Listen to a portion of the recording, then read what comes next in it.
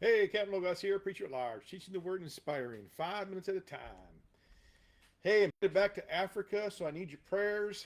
I'm going to be there for the whole month of August, so I'm going to be preaching almost every day. I think there's only 4 days I won't be preaching. Some of those days I'll be preaching 3 times a day. So please pray not only that God's going to move mightily, that lives are going to be saved and touched, but that my voice will last.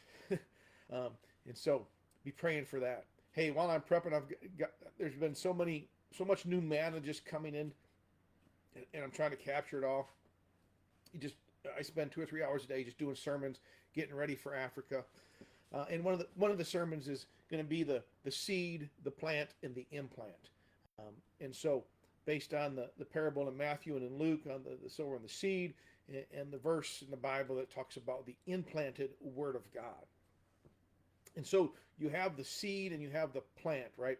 And the seed, it has to be thrown because it's the Word of God, right? So you have to do two things with the seed. You have to throw it, spread it, and you have to put it in your heart and let it grow in your heart. So if the seed's the Word of God, then that Word of God, what are you doing with it internally? And then what are you doing with it externally? Are you throwing it?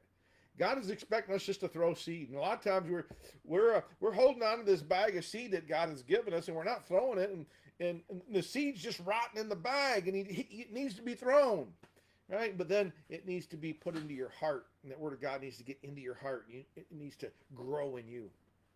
And then at some point it turns into a plant, right? And so the plant has to be cultivated, has to be trimmed, the soil has to be done right, and it has to be watered, it has to be fed.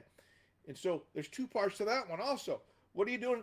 How are you cultivating that Word of God, that seed that you put in your heart? How are you cultivating it so it grows into a plant?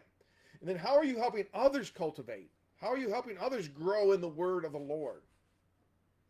But now the third one only has one, and it's internal. It's the implant, the implanted Word of God. This is the point where this thing is taken deep root and it is in there forever, right? The seed and the plant, they both can be destroyed, they can be pulled up, they can be ripped out. The implant can never be moved.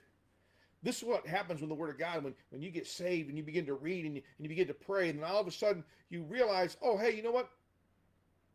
The Word of God here says that by His stripes we were healed. If this is truly the Word of God, I believe the Word of God, so I begin to pray for God to heal. And then God heals. Right? And then all of a sudden, that Word is implanted in you because you've experienced what God has said in His Word in your life, and now it's implanted in you. And no matter how many people come to you and say, you know what, God's not real, God doesn't do miracles, you're going to say, yeah, right. God heals. I've experienced it. Because when He's healed you, you know that He heals. That Word is implanted in you, and it's never going to be ripped out. Nobody's ever going to change your mind. That's where we need to get to. That seed needs to grow into a plant in your life, and it needs to be implanted. And then you need to be throwing that seed, cultivating those plants so that it becomes implanted in other people's lives. Remember, the first two can be ripped out, but once that word's implanted, it's never coming out. Man, it's never going to change.